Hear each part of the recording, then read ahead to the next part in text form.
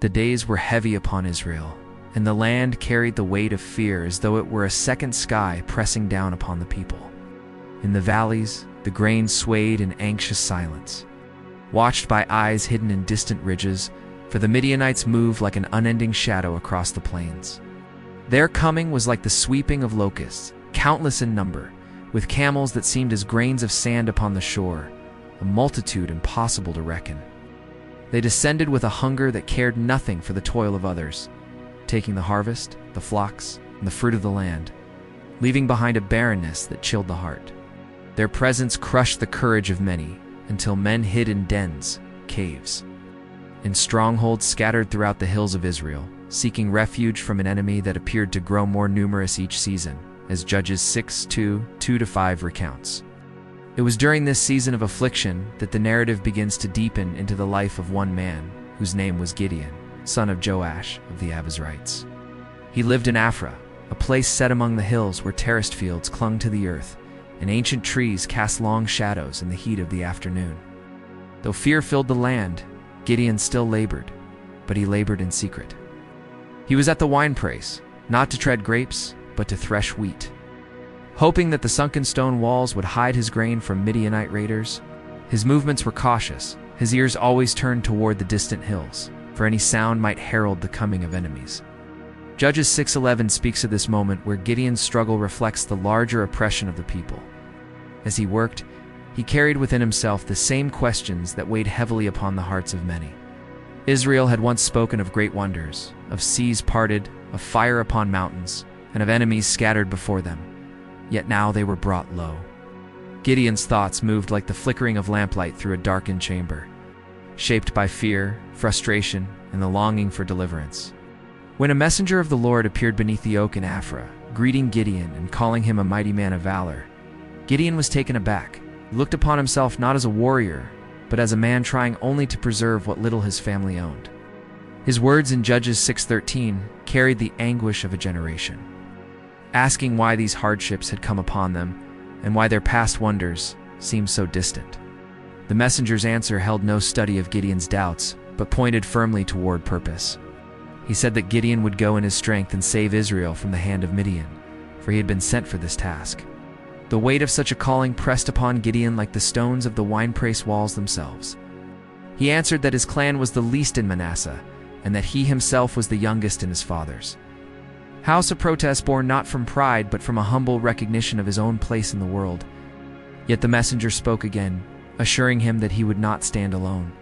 Judges 6:14-16 captures this exchange, portraying a moment where human frailty encounters a command that reshapes destiny. Still seeking assurance that this encounter was true, Gideon requested a sign. He hurried into his home, prepared a young goat, unleavened cakes, and broth, and brought them out upon the rock. The messenger instructed him to lay the offering upon the stone, and when Gideon obeyed, a flame rose from the rock itself, consuming the meat and the cakes in a burst of heat and light that needed no explanation. In that instant, the messenger vanished, leaving the scent of the fire lingering in the air. Judges 6:19-21 records this moment, where the natural elements bowed to a command that carried authority beyond human understanding. Fear washed over Gideon, for he realized he had stood in the presence of one who bore the message of the Lord. Yet reassurance came again, telling him not to fear. It was in that place that Gideon built an altar, marking the ground where fear had met calling, and calling had become certainty. The land around Aphrah was still held under the shadow of Midian, but within that small circle of earth, something had shifted. The horizon did not yet show signs of change, and the wind still carried the distant noises of raiders, but the heart of one man had been compelled to rise. Gideon's thoughts did not settle at once. He felt the weight of what had been spoken, but the journey from uncertainty to obedience rarely takes place in a single breath. The night around him whispered with the rustling of leaves, and the stars shone cold and distant above the hills. Yet even in that stillness, Gideon sensed that the path of his life had turned. What lay ahead was not yet clear to him, but something within urged him to move steadily toward what had been declared. The first task set before him came not against Midian, but within his own household. In the quiet of night, when the moon drifted high above the ridge and the air cooled over the terraced fields, Gideon was instructed to take his father's bull and tear down the altar of bull that stood in Ophrah, and to cut down the grove beside it. Then he was to build an altar to the Lord atop the stronghold, using the wood of the grove for the offering. Judges 6:25-26 reveals this command, a call to restore faith before confronting the enemy. Fear still lived within Gideon, for the men of Ophrah were loyal to the altar in the grove. He did not dare to act by day, so he gathered 10 servants in the deep of night. The darkness hid their steps as they moved toward the idol, their torches covered until they reached the place. The altar loomed above them, stark against the starlit sky, a symbol of the people's faltering. The sound of axes rose quietly, yet steadily, as the grove was cut, branch by branch until the timber fell with a whispering crash. They pulled down the altar stone by stone, working with urgency but not chaos, knowing that discovery would bring rage upon them. When the altar lay in ruin, Gideon built the new altar atop the height and set the offering upon it, and the scent of the sacrifice mingled with the cool night air. When dawn came and the villagers saw what had been done, their anger flared. They demanded that Joash bring out his son, that he might be slain for destroying the altar of Baal. Yet Joash answered with unexpected wisdom, asking whether Baal truly needed men to contend for him. If the idol were a god, he argued, let him defend his own altar. Judges 6:30-31 recount this exchange, marking the moment where Gideon was given a new name, Jerubbaal, meaning let Baal plead against him. Though Gideon had acted in obedience, the danger around him increased. For the Midianites, Amalekites, and the people of the east gathered once more, crossing the Jordan and pitching camp in the valley of Jezreel. Their tents filled the landscape like a field of pale stones scattered across the plains. Their fires flickered in countless clusters, and their presence stirred fear across Israel once more.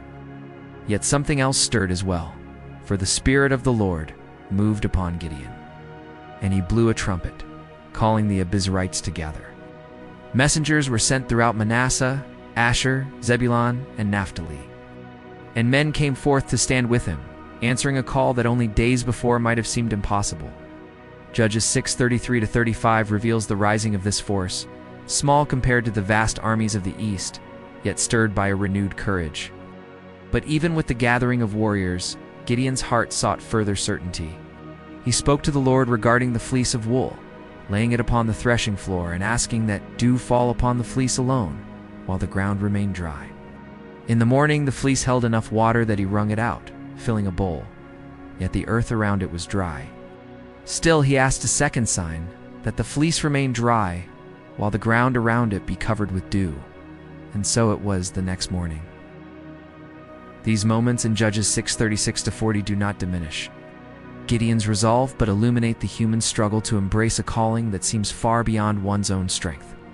As the chapter draws toward its quiet end, the sounds of Israel gathering drift softly across the land. Men sharpen spears beneath the shade of trees, fletch arrows by the light of oil lamps, speak in hushed tones about the enemies who camp in such great number beyond the ridge.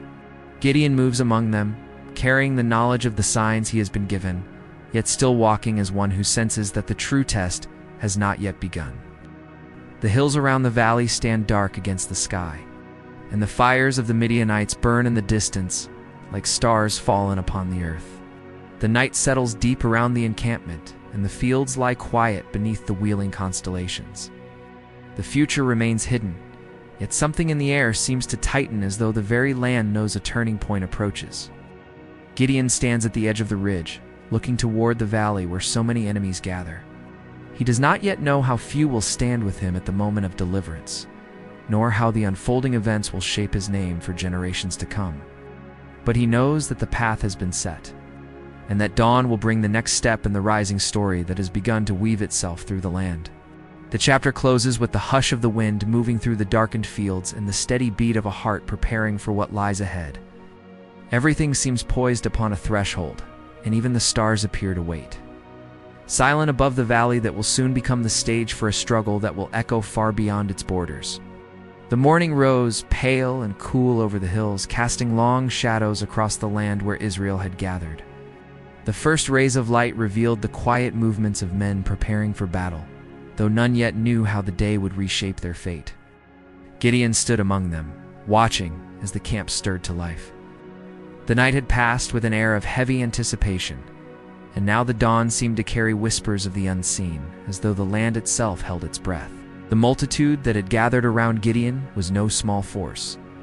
Yet compared to the countless host of the Midianites, they seemed fragile, like a cluster of saplings facing a violent storm.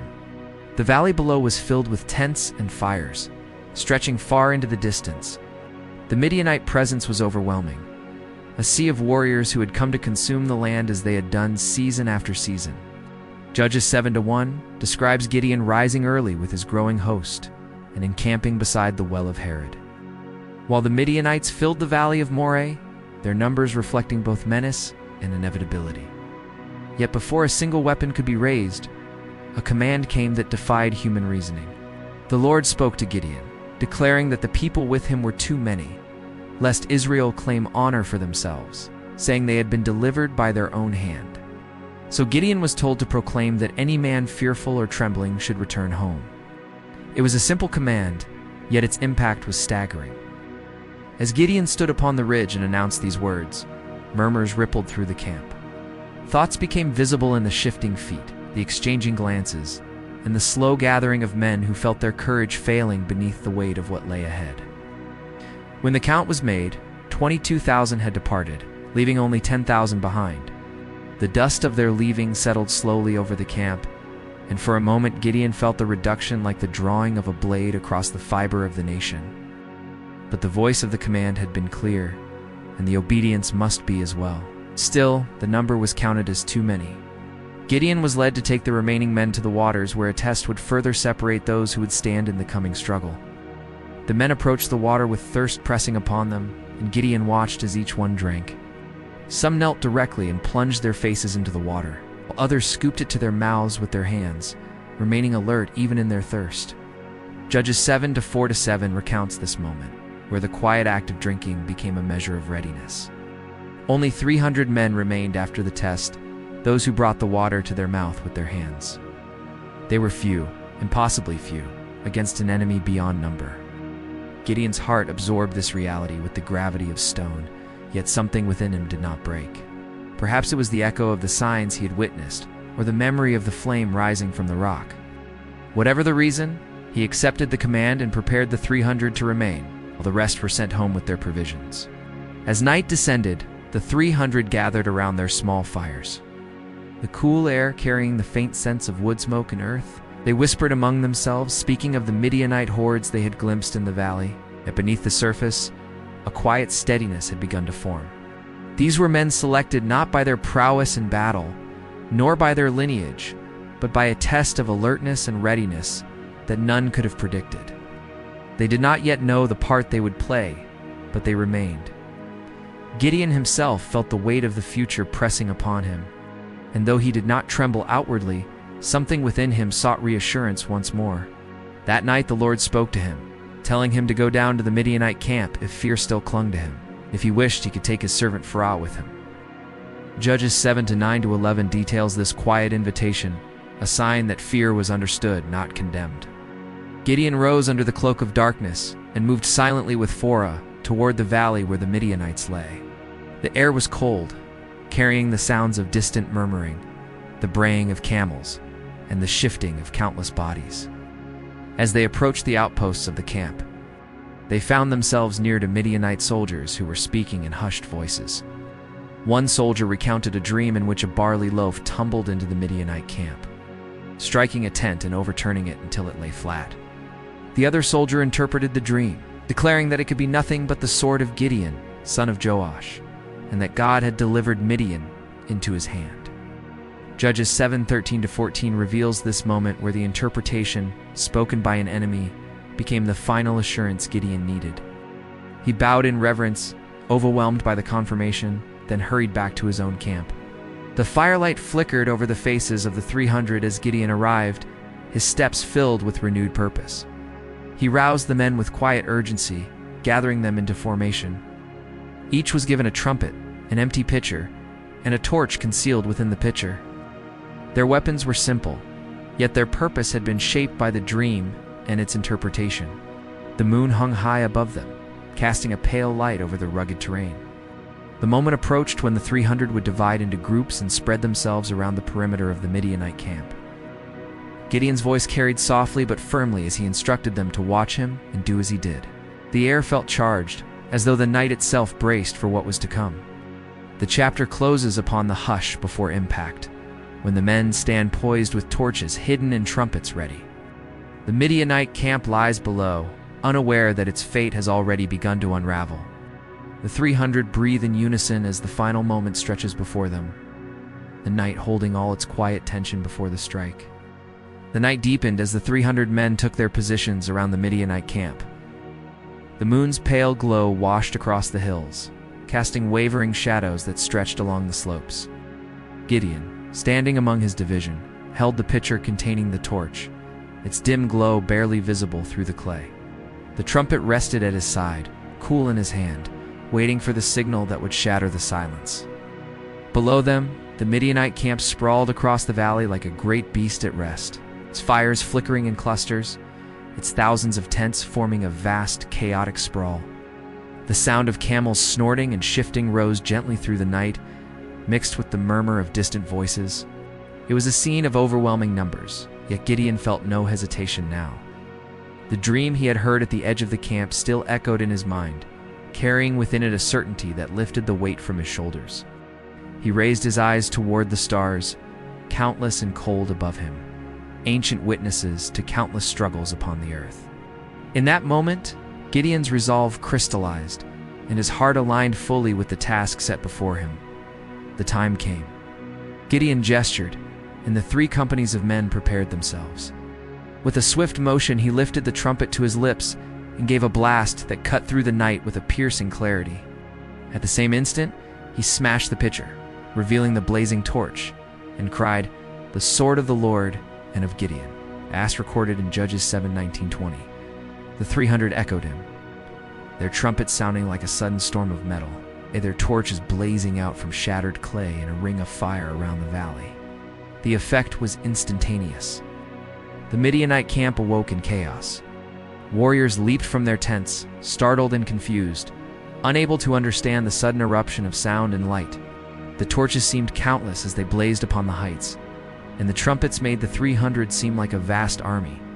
Panic rippled through the camp, quickening into terror as the confusion deepened. The Midianites cried out, clashing weapons against one another as they stumbled in the darkness. The shouts of commanders were lost in the uproar, and the firelight distorted everything, making shadows dance like attacking forces. In the frenzy, the Midianites turned their swords upon each other, believing that Israel's hordes had descended upon them. Judges 7:21-22 describes the moment when, in their confusion, the Lord caused them to strike one another. Gideon and his 300 stood in their places, shouting and blowing trumpets, maintaining the illusion of a massive attack. The Midianite camp broke apart like a shattered vessel, its warriors fleeing in every direction. The sound of trampling feet and frightened cries filled the valley as the vast host dissolved into scattered bands racing toward the Jordan, each man striving to save his life. With the enemy routed, Gideon sent messengers into the hill country of Ephraim, calling them to pursue the fleeing Midianites. The men of Ephraim descended swiftly, seizing the waters of Jordan and the fords, cutting off the enemy's escape. They captured the princes Oreb and Zeb, slaying them at the rock and the winepress that later bore their names, as described in Judges 7:24-25. Their victory added to the confusion spreading through the Midianite ranks. But the flight of Midian was not yet complete. Their kings, Zebah and Zalmunna, fled eastward with what remained of their force. Gideon, determined to finish what had begun that night, pursued them with the 300 who had stood beside him. Though faint with exhaustion, they did not relent, for the enemy still moved across the wilderness, and the land would not know rest until the work was done. As Gideon's men crossed the Jordan in pursuit, they passed through the towns of Sukkot and Peniel, seeking provisions. But the leaders of Sukkot doubted that Gideon would overcome the Midianite kings and refused to provide bread. In Peniel as well, the men withheld aid, fearing that the Midianites would retaliate if Gideon faltered. Judges 8:4-9 recounts Gideon's weariness and the refusal he met, yet he did not turn aside. He vowed to return and address their actions once the kings had been captured. The pursuit stretched across rugged terrain, through valleys and barren lands where the winds carried dust like drifting smoke. Gideon's men pressed onward, their determination sharpening as they saw that only a remnant of the Midianite host remained. About 15,000 men from an army that had once seemed countless. Only Zebah and Zalmunna still held them together. The 300 advanced swiftly, moving like a tightening net across the wilderness.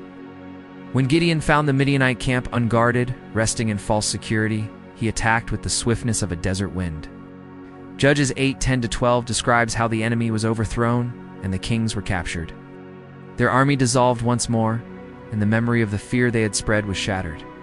With the kings bound, Gideon began the journey back toward the towns that had refused aid.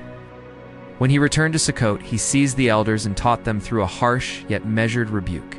In Penuel, he cast down the tower that had stood as a symbol of their defiance.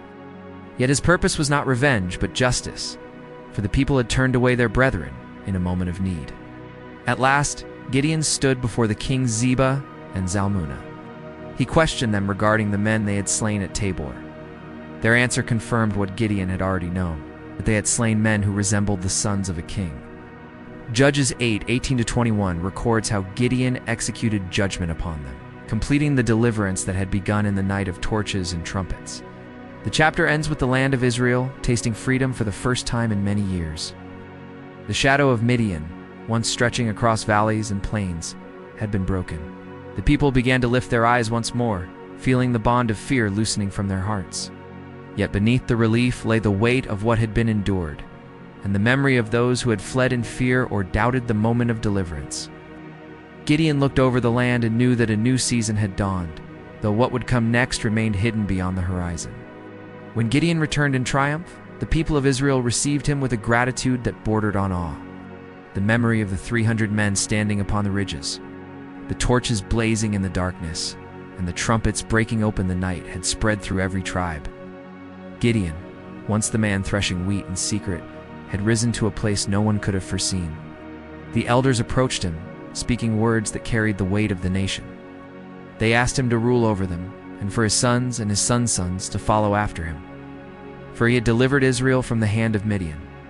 But Gideon refused. He answered, as recorded in Judges 8:22-23, that he would not rule over them, or would his son rule over them, for the Lord alone would rule over Israel. His words carried a humility that matched the calling he had accepted, for he had never sought greatness, only obedience.